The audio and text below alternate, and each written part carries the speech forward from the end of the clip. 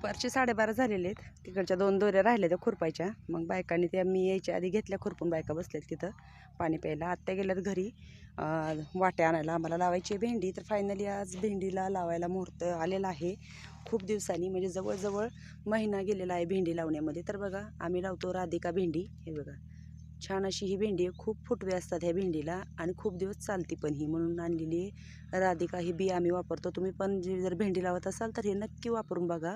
खूप छान अशी भेंडी आहे. हे बघा तर आणलेले आहेत बिया.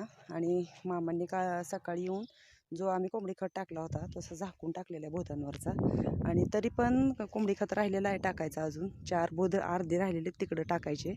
आणि म्हणलं तोपर्यंत हे खत घरी आहे, मग ते आणून दिवसपर्यंत म्हटलं चला लावायला चालू करा. वातावरण असं झालेलं आहे ढगाळ. आत्या गेल्यात घरी.